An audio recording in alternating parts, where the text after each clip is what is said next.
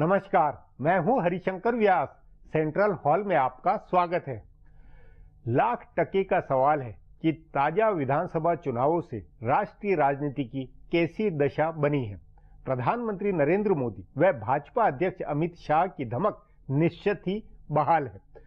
कांग्रेस की दुर्दशा बढ़ी तो वामपंथी मोर्चा भले केरल में जिंदा हुआ हो, लेकिन पश्चिम बंगाल में उसने आखिरी चुनाव सा लड़ डाला। वाम मोर्चे का वहां कांग्रेस से भी पीछे रहना प्रमाण है कि वहां लेफ्ट अब नहीं पनप सकता।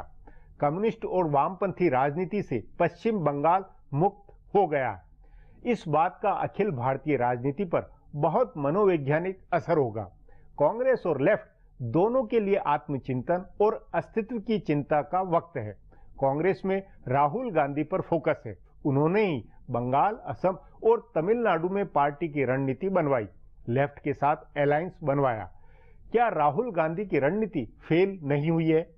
वैसे केरल में आमने सामने के मुकाबले में लेफ्ट जीती है। बावजूद इसके राहुल गांधी और सीताराम येचुरी में केमिस्ट्री बनी है। वह क्या आगे और चलेगी? सवाल यह भी है कि कांग्रेस लेफ्ट से अब क्या ममता बनर्जी और जयललिता की स्थायी तौर पर ठनी नहीं रहेगी? इन चुनावों से साफ लगा कि प्रधानमंत्री नरेंद्र मोदी के खिलाफ जितने नेता और पार्टियां हैं, उनके आगे यह यक्ष प्रश्न आ खड़ा हुआ है कि ये कैसे राजनीति करें। असम में भाजपा की सरकार बनने और पश्चिम बंगाल, केरल व तमिलनाडु में वोट ले सकने की पार्टी की उपलब्धि मामूली नहीं है। बुनियादी सवाल है कि राष्ट्रीय राजनीति में अब भाजपा विरोधी सेकुलर राजनीति का क्या भविष्य है। छत्रपों और क्षेत्रीय पार्टियों का अब अधिक रोल क्या नहीं हो गया है? ममता बनर्जी और जयललिता को ठोस जनादेश छत्रप राजनीति का दबदबा है। छत्रपों का दबदबा क्या आगे की राजनीति का रोड मैप बनवाएगा? आज इस पर चर्चा है, मगर उससे पहले गपशप और खास सुर्खियां हैं। शुरुआत सियासी गपशप से करते हैं।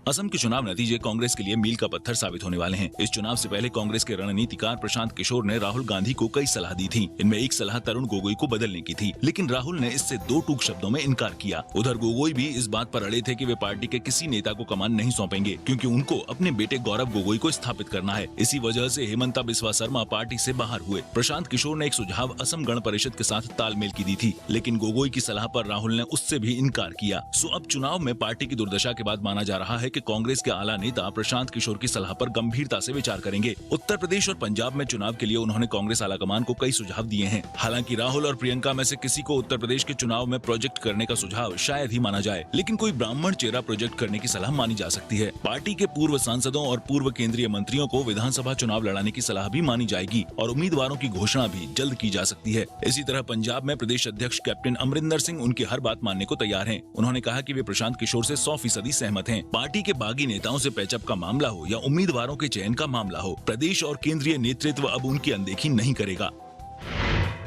5 राज्यों के चुनाव नतीजों के बाद कांग्रेस कार्य समिति की बैठक नहीं हुई। आमतौर पर हर चुनाव के नतीजे आते ही कार्य समिति की बैठक होती है, जिसमें नतीजों की समीक्षा होती है। इन 5 राज्यों की 822 सीटों में से भाजपा सिर्फ 64 सीटों पर जीती, लेकिन जिस दिन नतीजे आए उसी दिन शाम में पार्टी की संसदीय बोर्ड की बैठक हुई, जिसमें खुद प्रधानमंत्री नरेंद्र मोदी भी शामिल हुए, पर कांग्रेस में इसकी जरूरत नहीं समझी गयी। कांग्रेस के जानकार सूत्रों का कहना है कि सोनिया गांधी के करीबी कुछ नेताओं ने बैठक टलवाई। पार्टी के सबसे वरिष्ठ और सम्मानित नेता ए.के. एंटनी चाहते थे कि CWC की बैठक हो, लेकिन कुछ दूसरे नेताओं ने कहा कि 2 बड़े राज्यों से सत्ता से बाहर होने को लेकर मीडिया में जैसा हल्ला मचा है, उसके बीच में अगर CWC की बैठक हुई तो जिम्मेदारी तय करने का सवाल उठेगा। बैठक के बाद मीडिया में भी इस बारे में सवाल पूछा जाएगा। राहुल गांधी के नेतृत्व को लेकर भी सवाल उठेंगे। सो किसी बहाने से इसे टालने का फैसला हुआ। कहा गया कि नतीजों के अगले दिन राजीव गांधी की पुण्यतिथि का कार्यक्रम था और उसके बाद सोनिया गांधी के रायबरेली जाने का कार्यक्रम पहले से तय था, इसलिए बैठक नहीं हुई। अब कांग्रेस के नेता भी इंतजार कर रहे हैं कि बैठक कब होगी। कहा जा रहा है कि राहुल को अध्यक्ष बनाने पर सहमति बनाई जा रही है, क्योंकि इस बार की बैठक में अध्यक्ष पद का 2 टूक फैसला होना है।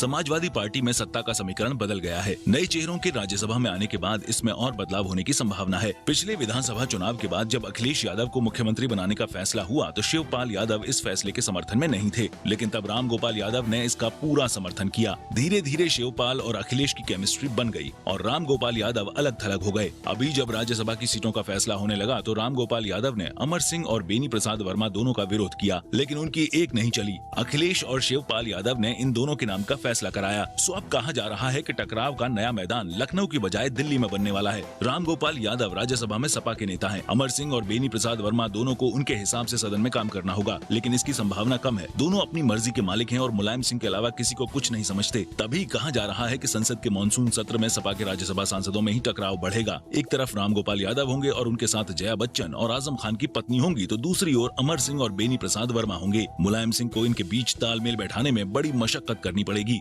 अब आज की सुर्खियां ये लीक से कुछ हटकर है और इनसे देश की दशा दिशा को बूझ सकेंगे।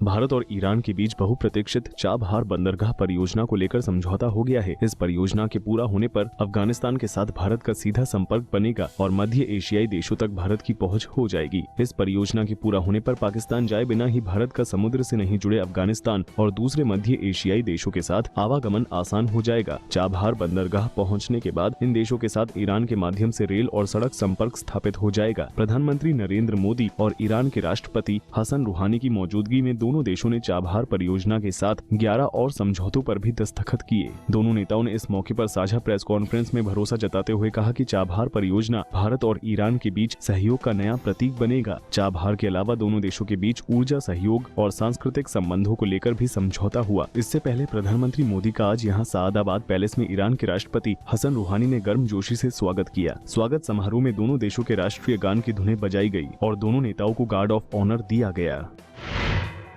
भारत और ईरान ने आतंकवाद से लड़ने का साझा संकल्प जाहिर किया है और कहा है कि दोनों देश आतंकवाद और कट्टरपंथ का मुकाबला करने के लिए सहयोग बढ़ाएंगे। ईरान की 2 दिन की यात्रा पर गए प्रधानमंत्री नरेंद्र मोदी ने ईरान के राष्ट्रपति हसन रूहानी के साथ शीर्ष स्तर की वार्ता के दौरान इस मसले पर चर्चा की। दोनों देशों ने आतंकवाद और कट्टरपंथ से निपटने के लिए खुफिया सूचनाएं साझा करने पर सहमति जताई। दोनों देशों ने इस बात पर चिंता जताई कि आतंकवाद की बुराई इस क्षेत्र में पांव पसार रही है। प्रधानमंत्री मोदी और राष्ट्रपति हसन रूहानी ने शीर्ष मंडल स्तर की वार्ता के दौरान क्षेत्र में बढ़ती अस्थिरता, कट्टरपंथ और आतंकवाद पर चर्चा की। दोनों नेताओं ने इस बात पर साझा रुख दिखाया कि आतंकवाद और कट्टरवाद क्षेत्र में शांति और स्थिरता के सामने कई चुनौतियां पेश करता है। दोनों नेताओं की पिछले साल रूस के उफा में मुलाकात के दौरान भी इन विषयों पर चर्चा हुई थी। कांग्रेस में अध्यक्ष पद को लेकर चल रही अटकलों के बीच एनसीपी के नेता तारिक अनवर ने सोनिया के अध्यक्ष बने रहने का समर्थन किया है। उन्होंने कहा है कि संकट के समय उनके अध्यक्ष पद छोड़ने से गलत मैसेज जाएगा। तारिक अनवर लंबे समय तक कांग्रेस पार्टी से जुड़े रहे थे। पूर्व केंद्रीय मंत्री अनवर ने कहा कि संकट के इस समय में सोनिया गांधी पद छोड़ती हैं तो इससे गलत संदेश जाएगा और कांग्रेस के लोग हतोत्साहित भी होंगे। बेहतर यही होगा कि वे मौजूदा भूमिका में बनी रहें। इसके साथ ही उन्होंने कहा कि राहुल गांधी उपाध्यक्ष की भूमिका निभा रही हैं और उनको ये भूमिका निभानी चाहिए। उन्होंने ये भी कहा कि सांप्रदायिक भाजपा का मुकाबला करने के लिए कांग्रेस को राष्ट्रीय स्तर पर मोर्चा बनाने के लिए 2004 की तरह प्रयास करना चाहिए। उन्होंने कहा कि 2004 में सोनिया गांधी ने खुद सभी पार्टियों से संपर्क किया था और तब यूपीए 1 का गठन हुआ था। कांग्रेस सबसे बड़ी विपक्षी पार्टी है और उसे यूपीए को फिर से मजबूत करने के लिए कदम उठाना चाहिए। गोवा में अगले साल होने वाले विधानसभा चुनाव के लिए अपनी पार्टी की तैयारियों के सिलसिले में गोवा पहुंचे दिल्ली के मुख्यमंत्री अरविंद केजरीवाल ने लगातार दूसरे कांग्रेस और भाजपा पर हमला बोला। उन्होंने आरोप लगाया कि कांग्रेस और भाजपा एक दूसरे से मिले हुए हैं। उन्होंने कहा कि दोनों पार्टियों के बीच एक अलिखित समझौता है जिसके तहत वे एक दूसरे के नेताओं के खिलाफ कार्रवाई नहीं करते हैं। केजरीवाल ने आप नेताओं और कार्यकर्ताओं को संबोधित करते हुए कहा कि कांग्रेस और भाजपा का रिश्ता पति पत्नी की तरह है। वे घर में लड़ने वाले पति पत्नी की तरह हैं जो एक दूसरे का राज जानते हैं और इसलिए कार्रवाई नहीं करते हैं। उन्होंने दोनों पार्टियों के लिए एक नया जुमला गढ़ते हुए इन्हें mister and Mrs Bhajpa Congress नाम दिया। केजरीवाल ने ईमानदार छवि वाले मनोहर पर्रिकर को निशाना बनाते हुए कहा कि पहले बताया जा रहा था कि पर्रिकर के पास कई कांग्रेस नेताओं की फाइल है, लेकिन उन्होंने किसी पर कार्रवाई नहीं की। फिलहाल अब एक ब्रेक है, फिर खुलासा होगा।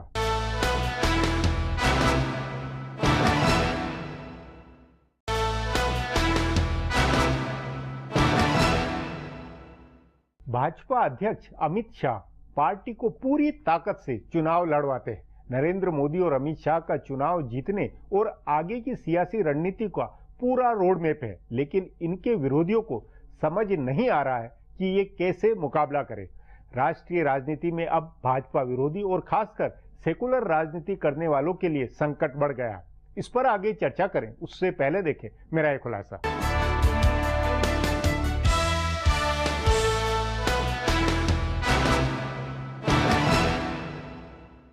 5 राज्यों के विधानसभा चुनावों से राष्ट्रीय राजनीति को लेकर नए संकेत उभरे हैं। कांग्रेस का हाशिए में जाना और उसके मुकाबले भाजपा का उभार इस नई राजनीति का प्रारंभ बिंदु है। यह 5 राज्य ऐसे थे जहां भाजपा हाशिए की पार्टी थी। इन राज्यों में भाजपा की गैर हाजिरी से ही कांग्रेस और दूसरी पार्टियों को यह कहने का मौका मिलता था कि भाजपा राष्ट्रीय पार्टी नहीं है। लेकिन अब भाजपा कह रही है कि कांग्रेस नई क्षेत्रीय पार्टी हो गई है। इस नई प्रवृत्ति को समझने के लिए इन चुनावों के कुछ आंकड़ों पर नजर डालने की जरूरत है। कांग्रेस के कई बौद्धिक नेता आंकड़ों के आधार पर समझा रहे हैं कि भाजपा के मुकाबले कांग्रेस को ज्यादा वोट मिले हैं और सीटें भी ज्यादा मिली हैं। मिसाल के तौर पर असम में कांग्रेस को 31% और भाजपा को 29.5% वोट मिले हैं। लेकिन भाजपा ने कांग्रेस के मुकाबले करीब 40 सीटें कम लड़कर इतने वोट हासिल किए हैं। ऐसे ही पश्चिम बंगाल और दक्षिण भारत के राज्यों में भाजपा का कोई आधार नहीं रहा है। इसके बावजूद उसने बंगाल में 10.2% और केरल में 10.5% वोट हासिल किए। कर्नाटक के बाद केरल दूसरा राज्य है जहां भाजपा के पैर जमे हैं। सो यह प्रवृत्ति आगे की राजनीति के लिए बेहद अहम है। असम की जीत और केरल व बंगाल के वोट प्रतिशत ने ही भाजपा में नए जोश का संचार किया है। तभी नतीजों के बाद पार्टी मुख्यालय में जश्न हुआ और प्रधानमंत्री नरेंद्र मोदी व भाजपा अध्यक्ष अमित शाह ने कार्यकर्ताओं को संबोधित किया। पार्टी का पूरा शीर्ष नेतृत्व 11 अशोक रोड पर जमा हुआ था। इन नतीजों के आधार पर ही भाजपा अब अखिल भारतीय राजनीति में उतरी है। उत्तर प्रदेश के चुनाव से पहले इन नतीजों का एक बड़ा असर यह है कि प्रदेश में तीसरे नंबर की पार्टी मानी जा रही भाजपा के कार्यकर्ताओं में नया जोश आया है और अमित शाह ने पूरा फोकस उत्तर प्रदेश पर बनाया है। नतीजों के बाद भाजपा नेताओं ने बार बार दोहराया है कि कांग्रेस अब एक नई क्षेत्रीय पार्टी है जो देश के सिर्फ 7% आबादी वाले हिस्सों पर शासन कर रही है। सो कांग्रेस से लड़ने का उसका नजरिया बदलेगा। पार्टी को अब अपना ध्यान प्रादेशिक क्षत्रपों पर लगाना होगा। इन राज्यों के नतीजों का एक पहलू यह भी है कि भाजपा प्रादेशिक क्षत्रपों से नहीं जीत पा रही है। असम में उसने कांग्रेस को तो हरा दिया, लेकिन पश्चिम बंगाल, तमिलनाडु और केरल में कमाल नहीं कर सकी। इससे पहले भी दिल्ली और बिहार में प्रादेशिक पार्टियों से मुकाबले में भाजपा हारी थी। इस लिहाज से उत्तर प्रदेश का चुनाव क्षेत्रीय पार्टियों के खिलाफ भाजपा के लिटमस टेस्ट की तरह है। कांग्रेस के सामने ले देकर बिहार मॉडल है, यानी महागठबंधन बनाने का मॉडल। उसके नेता मान रहे हैं कि अगर लेफ्ट के साथ तालमेल का फैसला पहले हो गया होता तो बंगाल में तस्वीर दूसरी होती। इसी तरह उनको लग रहा है कि अगर तमिलनाडु में विजयकांत, वाइको और रामदास भी गठबंधन में होते तो जयललिता हारती। सो कांग्रेस के नेता हर प्रदेश में महागठबंधन की राजनीति करेंगे, लेकिन इसका कारगर होना इस बात पर निर्भर होगा कि भाजपा कैसी राजनीति करती है। अगर वह भी असम जैसे प्रयोग करती है तो कांग्रेस और दूसरी क्षेत्रीय पार्टियों के लिए बड़ी चुनौती पैदा होगी। अब एक ब्रेक है, उसके बाद चुनाव बाद की राष्ट्रीय राजनीति पर चर्चा करेंगे।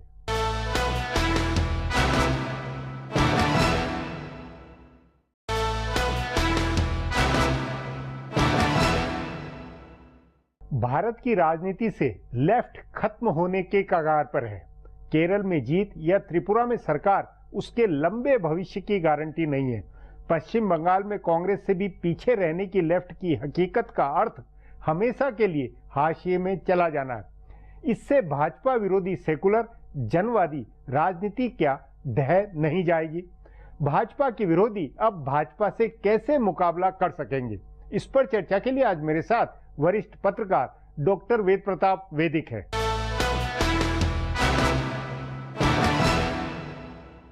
वैदिक जी, राष्ट्रीय राजनीति में प्रधानमंत्री नरेंद्र मोदी और भाजपा के खिलाफ सेकुलर जनवादी ताकतें जो मोर्चेबंदी कर रही थी, जो घेरेबंदी कर रही थी, जो आगे 2019 का जो रोड मैप बनाए हुए थी, उसमें जो अभी नतीजे आए विधानसभा के, उससे कुछ फर्क पड़ा हुआ नजर नहीं आता आपको?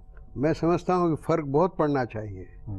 इन सारी पार्टियों को जो धर्मनिरपेक्षता की बात करती हैं, वामपंथ की बात करती हैं, मजदूरों और किसानों की बात करती हैं, इन 5 चुनावों में बड़ी चपत लगी है और इस चपत से उनको कुछ सबक लेना चाहिए।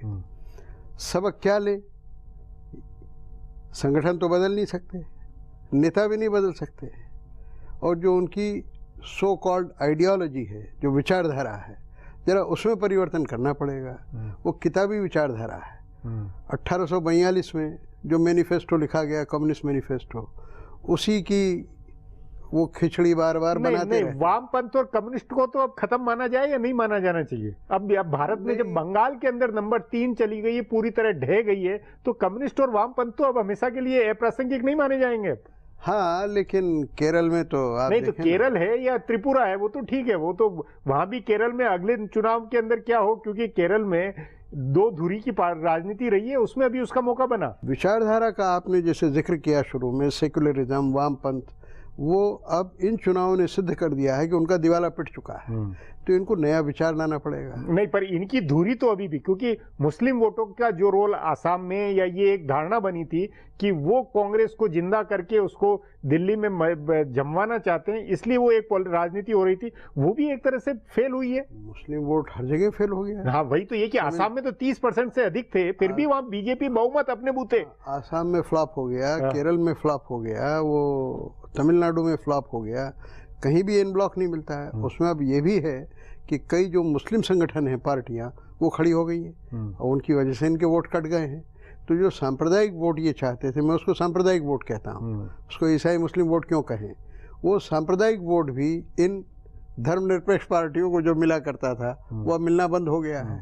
तो इसका मतलब हर तरह से ये धर्मनिरपेक्ष पार्टियां बिल्कुल अपना अस्तित्व खोती जा रही। तो उस नाते ये माना जाए कि 2019 का या आगे उत्तर प्रदेश और इन बाकी जो आगे चुनाव आने वाले, उसमें भाजपा का रास्ता आसान हुआ, क्योंकि ये चुनाव से साबित हुआ कि भाजपा से जहां कांग्रेस का मुकाबला है, वहां भाजपा का अपर हैंड हो जाता है, और आगे भाजपा से कांग्रेस से कई जगह मुकाबला होना है। हाँ, निश्चित रूप से। अब जो अगले चुनाव आ रहे हैं प्रांतों के, उनमें प्रांतीय मुद्दे, प्रांतीय नेतृत्व, प्रांतीय प्रबंधन, जैसे कि बंगाल में हुआ, भ्रष्टाचार का मुद्दा था, वहाँ शारदा वाला मामला था और दूसरे मामले थे, नारदा वाला था। इन सब मामलों के बावजूद ममता के प्रबंधन को, उसके नेतृत्व को, उसकी आक्रामकता को, उसके पौरुष को लोगों ने वोट दिया। यही बात उत्तर प्रदेश में होने वाली है। वहाँ लोग देखेंगे कि स्थानीय मुद्दे क्या हैं। और आप एक बात की बहुत गौर करें, मार्क करें एक बात, कि देखिए पिछले 2 चुनावों में क्या हुआ। बिहार में कोई स्थानीय नेतृत्व नहीं था और दिल्ली में कोई स्थानीय नेतृत्व नहीं था। एक नकली किसी नेता को ला के बिठा दिया कि ये भावी मुख्यमंत्री है, और मोदी अपने दम पे चाहते थे कि मुझे वोट मिले। लेकिन ये बात अब गलत सिद्ध हो गई है। वहाँ सोनोवाल को बिठाया उन्होंने, सर्बानंद को। उसको देखकर आसाम की जनता ने सोचा कि भाई ये मतलब एक अलग जो वहाँ के स्थानीय व्यक्ति को प्रोजेक्ट किया, उसका फायदा हुआ, जो बिहार में इन्होंने नहीं किया था और दिल्ली में गलती की थी। हाँ, तो उसका फायदा हुआ है। तो इससे एक सबक और मिला है कि भाजपा प्रबल हुई है, और जो एक व्यक्तिवादी पार्टी बनती जा रही थी, एक प्रकार की प्राइवेट लिमिटेड कंपनी, उस स्वरूप पर भी इस 5 राज्यों के चुनाव ने असर डाला है जी। अब अगले चुनाव में इनको स्थानीय नेता, प्रांतीय नेता प्रोजेक्ट करना ही पड़ेगा। नहीं, अब ये चुनाव के बजाय राष्ट्रीय राजनीति के संदर्भ में अब टकराव सत्ता पक्ष और विपक्ष, कांग्रेस या सेकुलर बिरादरी बनाम भाजपा और मोदी और नरेंद्र मोदी, ये टकराव अब किस रूप में आगे हल्का पड़ेगा या और तल्ख बनेगा, क्या होगा? देखिए, जो प्रांतीय राजनीति है उसमें तो ये जो बड़े मुद्दे आप उठा रहे हैं, इनका असर रहेगा, लेकिन कम रहेगा। लेकिन राष्ट्रीय राजनीति में क्या होगा? राष्ट्रीय राजनीति में जो होंगे चुनाव अगली बार, नहीं, वो नहीं, अभी जो रोजमर्रा की राजनीति, भले संसद हो या भले सार्वजनिक बहस हो, मुद्दे हो, भ्रष्टाचार का मुद्दा, कांग्रेस बनाम भाजपा, या ये जो पक्ष विपक्ष में जो झगड़ा चलता था, वो अब भाजपा और ज्यादा आक्रामक होके विपक्ष पे तिल पड़ेगी या क्या होगा? ये तो आप ठीक कह रहे हैं। भाजपा तो आक्रामक होगी जब उसका असर बढ़ रहा है, सब दूर स्वीकृति बढ़ रही है। तो ये जब छोटा सा आक्रमण करेंगे तो भाजपा जबरदस्त पलटवार करेगी। भाजपा अब सचमुच में ज्यादा आत्मविश्वास से कांग्रेस मुक्त राजनीति की तरफ बढ़ेगी, कांग्रेस मुक्त भारत बनाने वाली राजनीति पर। मुझे लगता है कि ये जो नारा है ना, बहुत बोगस है।